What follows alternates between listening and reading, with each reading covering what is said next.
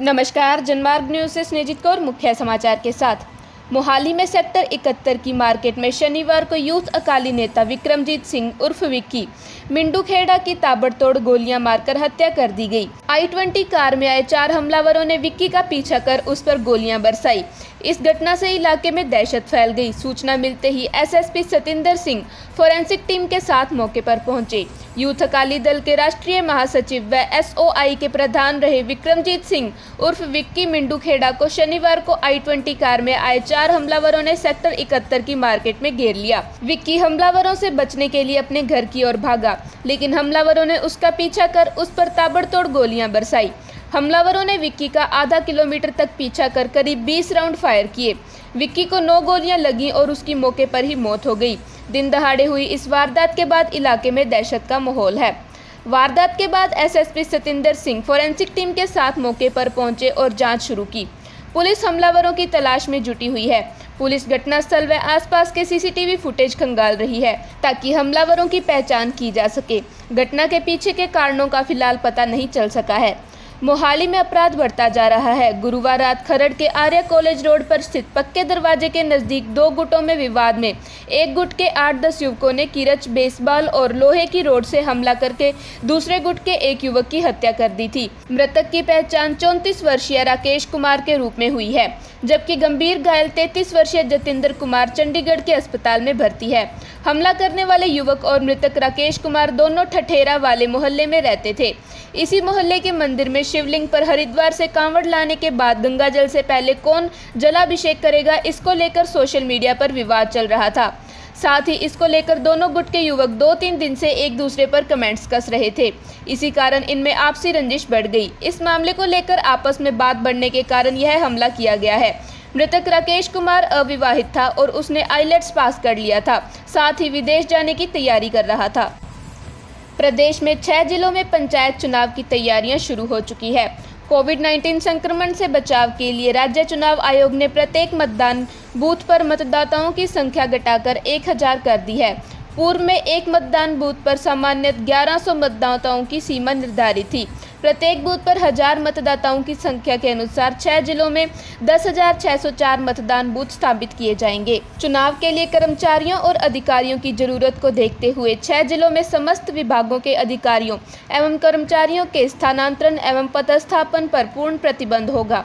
चुनाव की घोषणा से पूर्व जारी स्थानांतरण आदेशों की अनुपालना में इन 6 जिलों में स्थानांतराधीन कार्मिकों को रिक्त पद पर कार्यग्रहण करने की अनुमति होगी। जिला परिषद एवं पंचायत समिति सदस्यों के चुनाव के लिए मतदान, मतगणना, अन्य चुनाव संबंधी कार्यों के लिए प्रत्येक जिले के लिए आवश्यकता अनुसार 1 या अधिक पर्यवेक्षकों को लगाया जाएगा। ये पर्यवेक्षक भारतीय प्रशासनिक सेवा के वरिष्ठ एवं चयनित तथा राजस्थान प्रशासनिक सेवा के सुपर टाइम स्केल या इससे उच्चतर वेतन श्रृंखला के अधिकारी होंगे।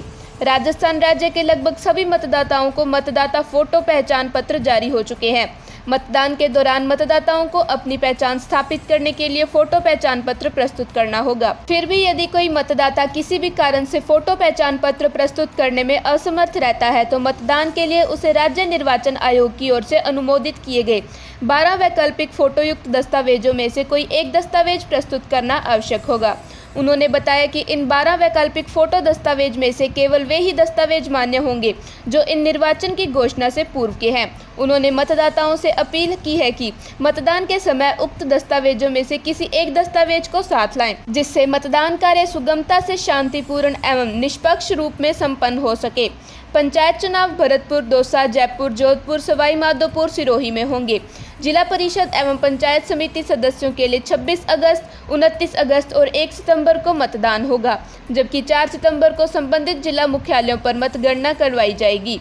चुनाव कार्यक्रम की घोषणा के साथ ही इन सभी 6 जिलों के जिला परिषद एवं पंचायत समिति निर्वाचन क्षेत्रों में आदर्श आचरण संहिता के प्रावधान तुरंत प्रभाव से लागू हो गए हैं, जो चुनाव प्रक्रिया समाप्ति तक लागू रहेंगे।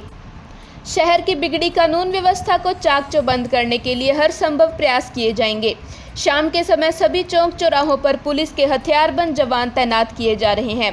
कुछ दिनों में घुड़सवार पुलिसकर्मी शहर में गश्त करते नजर आएंगे, जिससे आवारा किस्म के लोगों की गतिविधियों पर अंकुश लग पाएगा तथा छीना झपटी की घटनाओं में कमी आएगी। विधायक राजकुमार गौड़ ने जनमार्ग से बातचीत करते हुए कहा कि शहर में पिछले 2 साल में जो भी वारदातें हुई हैं, किसी भी वारदात के मुलजिम पेंडिंग नहीं है।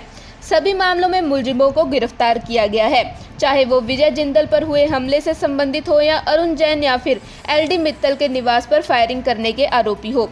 हालांकि भाटिया पेट्रोल पंप के संचालक संजय भाटिया की एक दुखद घटना में निधन हुआ है। यह दुखदायी है, लेकिन पुलिस ने सभी मुलजिमों को गिरफ्तार कर लिया है।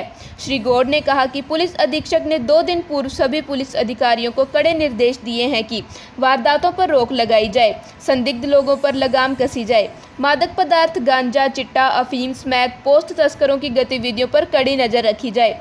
छीना झपटी की ज़्यादा वारदातों में शामिल नशेड़ी व मेडिकल नशे के आदी युवक होते हैं। मेडिकल का नशा बेचने वालों के खिलाफ NDPS एक्ट में मुकदमे दर्ज किए जा रहे हैं। विधायक गौड़ ने कहा कि कानून व्यवस्था को दुरुस्त करने के लिए SDM भी शहर का दौरा कर रहे हैं। गश्त को भी क्रॉस चेक करने के निर्देश दिए गए हैं ताकि समाज कंटकों की गतिविधियों पर रोक लगे। जिन पुलिस थानों में लोगों के मुकदमे दर्ज नहीं करने की शिकायतें मिल रही हैं, उन्हें भी उच्च अधिकारियों तक पहुंचाया जाएगा। श्री गौड़ ने कहा कि शहर में विकास कार्यों में कोई कमी नहीं आने दी जाएगी।